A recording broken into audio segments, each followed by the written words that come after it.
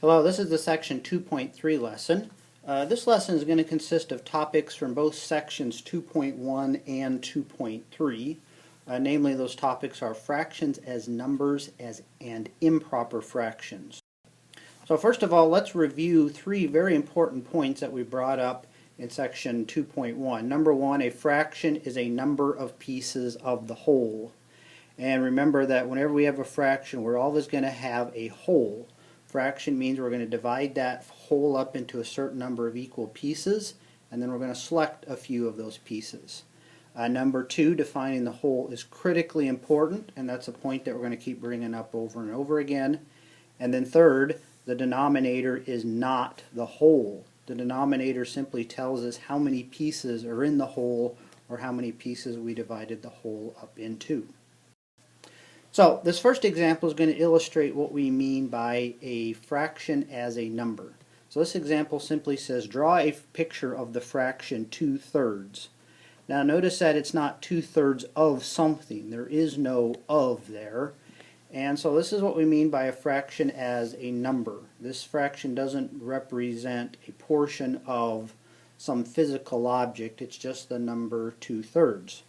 And so what do we mean by draw a picture of this fraction? Well, first thing is we have to identify what the whole is. Now no whole was given here, so we're just going to draw a simple strip diagram for the whole. And so let's just draw a little rectangle here, and we're going to say that this rectangle here is the whole. Okay. So there we've defined what the whole is. Now this fraction 2/3 says we're going to divide this whole up into three pieces. So let's draw two vertical lines there to make three pieces. And then the numerator is 2, so that means we're going to select two of those pieces. So we'll just kind of shade in two of those pieces there. And so there we go. That picture represents the fraction 2/3. We took our whole, divided up into three pieces, and we selected two of those pieces. That's the fraction 2/3. Now next, let's define a couple of terms here. So in a fraction, a over b, if a is less than b, so if the numerator is less than the denominator, then the fraction a over b is said to be proper. And then if a is greater than or equal to b, so if the numerator is at least as large as the denominator, then our fraction is said to be improper. Improper doesn't mean that something's wrong with it. It's just a name for a fraction where the numerator is bigger than the denominator. So let's look at an example of an improper fraction. Let's take the statement 5/4 of a cup of water. So our fraction here, 5/4, the numerator is bigger than the denominator, so this is an improper fraction. So what do we mean by 5/4 of a cup of water? Well, let's draw a picture to illustrate what this means. So first let's draw the whole. So let's just draw a simple box here to represent our whole. So there's our whole, which in this case is a cup of water. Okay. Now our fraction is 5/4. The denominator is 4. That means we're going to divide that whole up into 4 pieces. So let's draw 3 horizontal lines like this to divide our whole up into 4 equal pieces. Those pieces don't look very equal, but we'll just pretend they are. And so there's my whole divided up into 4 pieces. Now the numerator is 5, so that means that I need 5 of those pieces. Well, I don't have 5 pieces there, so I need to draw a second whole. And so let's draw another rectangle the same size. And let's divide this up into 4 equal pieces again. And so now we need 5 of those pieces, so let's shade 5 of them. So there's 1, 2, 3, 4, 5. So there we go. That picture right there represents 5/4 of a cup of water. We defined what the whole is. The whole was one big rectangle. We divided that rectangle up into 4 equal pieces, and then we selected 5 of those. So that right there represents my fraction 5/4. Let's look at another example dealing with our Army guys. So here's a statement, 9/8 of the collection of Army guys. So here's our collection of Army guys, consisting of those 8 people, or those 8 Army guys. And so our fraction 9/8 means that we're going to divide that collection up into 8 equal pieces. Well, it's already done so naturally. So each one of those guys is 1/8 of a collection. And so then it says we need 9 of those pieces. And so 9/8 of this collection is going to equal 9 Army guys. Now I don't have 9 Army guys there, so I'm going to need to add another Army guy. So let me draw a little Army guy here real quick. So there's my 9th Army guy. And so now, overall, that right there represents 9/8 of my collection. Okay? But to properly understand this picture, we have to remember that our whole consists of those Army guys right there. If we don't understand what that whole is, then this picture isn't going to make any sense. So this again illustrates this very important point that we've made several times before. Defining the whole is critically important. If we don't understand what the whole is, then our fraction, our picture aren't going to make any sense. So let's do another example here of a fraction as a number. Draw a picture of the number 5/2. So again, note that it's not 5/2 of something, it's just the number 5/2. So to draw a picture of this, let's define the whole. And like in our previous example, let's just draw a little strip here, and we're going to label this as the whole. So now in our fraction, the denominator is 2. That means I need to divide that whole up into 2 equal pieces.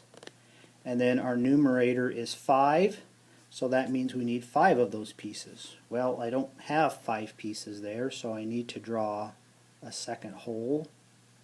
Divide that up into 2 pieces again, and then we're going to need to draw a third whole here. So I've drawn 3 equal wholes, divided each of those up into 2 pieces, and so now I need 5 of those pieces. So there's 1 piece, 2 pieces, 3 pieces, 4 pieces, 5 pieces. So there, that picture represents this fraction 5/2. And again, to properly understand this picture, we have to realize that this whole is one strip consisting of, or that has been broken down into 2 pieces.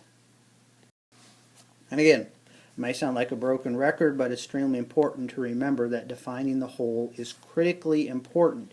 If we don't define the whole, the fraction and the picture aren't going to make any sense. So let's illustrate this with a simple word problem. So what fraction does the following picture represent? Well, this looks kind of like a picture we've drawn before, and so in order to interpret this as a fraction, we have to determine what is the whole. Well, this problem doesn't specify what the whole is, so let's look at a couple of ways that we could look at this. So we could first identify one strip like this as the whole. Well, if that's the whole, then the whole has been broken up into 3 pieces, and so in our fraction the denominator would be 3, and then we see that we have selected 1, 2, 3, 4, 5 of those, and so our numerator would be 5/3, or our fraction would be 5/3. So there's the fraction that this picture represents if we identify this one strip as being the whole. Well, let's look at another way that we could interpret this picture. Instead of interpreting one strip as the whole, let's take this whole picture to be the whole. Or I should say, let's take both large rectangles to represent the whole. So if that's the whole, we see that that whole has been broken up into 1, 2, 3, 4, 5, 6 pieces. And so in our fraction, the denominator would be 6. And we see that we have selected 1, 2, 3, 4, 5 of those. And so our numerator would be 5/6. So there's what this picture, there's the fraction that this picture would represent if we interpret the whole as this long strip consisting of 2 large boxes. So the problem with this word problem is that it was ambiguous. Ambiguous means that it really didn't give us enough information for us to definitively answer the question. Because the question didn't specify what the whole is, there's lots of different ways to interpret it. And when we write word problems, we do not want them to be ambiguous. We want to write questions in such a way so that there's only one answer. And so in order to rewrite this question so that it's not ambiguous, we would need to define what the whole is. So here's one way we could say it. If the whole consists of 3 squares, meaning 3 little squares like this, what fraction does this picture represent? And so here in this problem we have identified this as the whole, and so that whole has been broken up into 3 pieces, and so we see that 5 of those have been shaded, and so the answer to this question would be 5/3. That's the answer to this unambiguous question. It's unambiguous because we have defined the whole as consisting of just 3 individual squares. Now, our last example is going to illustrate how we can plot fractions on the number line. So let's plot the number 5/3 on a number line. Now notice that it's not 5/3 of something. We haven't specified the whole, and so this is just a fraction as a number. And so if we want to plot this on the number line, we first need to define what the whole is. And so let's do this like we've done before. Let's draw just a little strip here to represent the whole. And then on our number line, we're going to put 0 at the left end of that strip and then 1 at the right end. So this unit here from 0 to 1 is the same length as our whole there. And then our fraction is 5/3, the denominator is 3. That means we're going to divide this whole up into 3 pieces. And then the numerator is 5, so that means we need 5 of those pieces.